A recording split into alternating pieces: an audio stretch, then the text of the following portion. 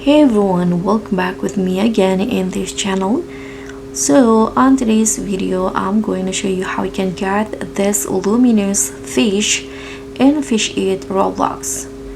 So this glowing beauty is a must-have for your bestiary, but it only spawns in specific location. And here I'm going to show you how you can get this luminous fish and which beads to actually work to get this mythic fish.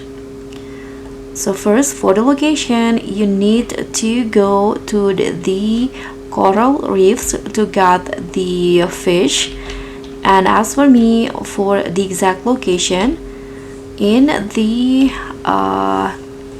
Coral Reefs, you can just head inside in here.